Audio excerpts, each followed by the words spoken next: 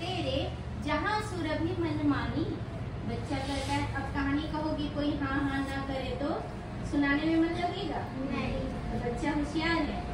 तो माँ कहती है, सुनुक वन में बड़े सवेरे तात भ्रमण करते थे तेरे, और जहाँ सुरभि मनमानी। बच्चा कहता है, जहाँ सुरभि मनमानी। हाँ माँ, यही कहानी। कौन कह रहा है?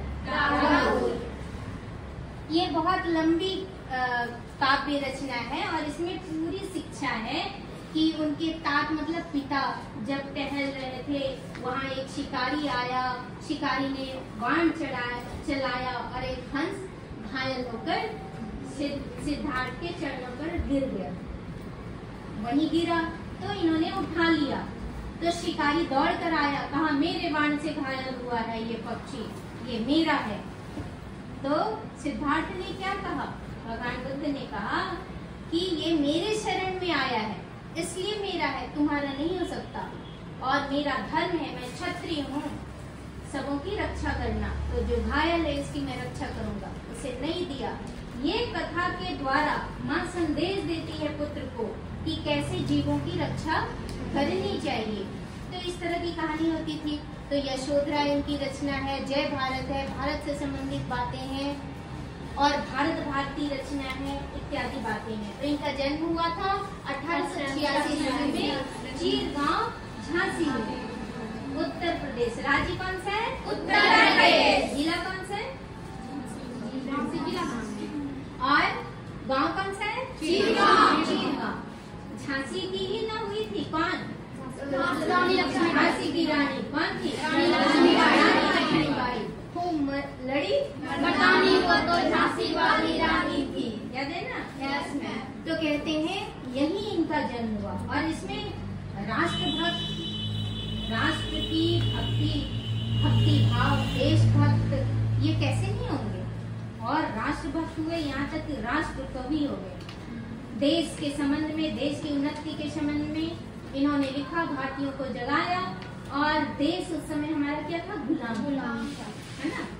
जब इनका जन्म हुआ देश क्या था? गुलाम था, और देश को आजाद करना चाहा कि गुलामी की जंजीर से हम क्या करें? मुक्त हो जाएं, है ना? तो द्वितीय युग के प्रमुख कवि हैं कौन? और ये राष्ट्र कवि हैं, पता ही है। और इन्होंने गुप्त राष्ट्र भक्त तो थे ही, साथ साथ राम भक्त भी थे। क्या थे? राम भक्त थे, और वैष्णव थे। कौन?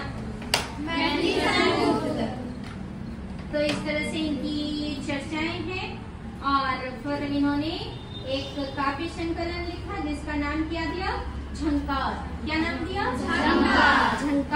झंकार ये इनका काव्य संकलन है, और इसी से यह कविता ली गई है। ये अंश है काव्य का, जिसका शीर्षक ही क्या है? झंकार। और कहते हैं इसमें स्वाधीनता की बातें हैं, स्वाधीन भारत कैसे हो, राष्ट्रीयता की भाव कैसे जगे, है ना? तो ये काव्य के माध्यम में इन्होंने बताया है। एक बार हम लोग पंक्ति देख लेते हैं, ठीक है? इसके तुम लोगों को पीछे पीछे बोलना है।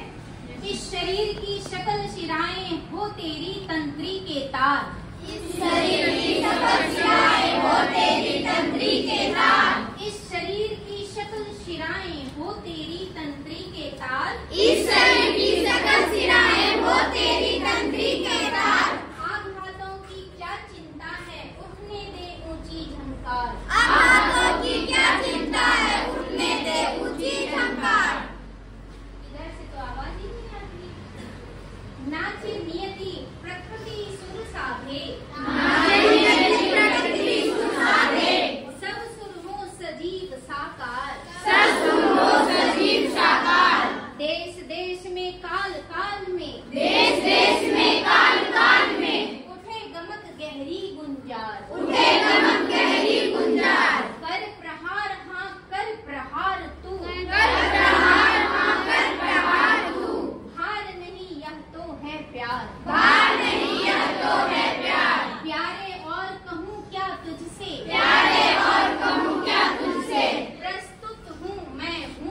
तैयार, प्रस्तुत हूँ मैं हूँ तैयार। मेरे तार तार से तेरी, मेरे तार तार से तेरी, तान तान का हो विस्तार, तान तान का हो विस्तार।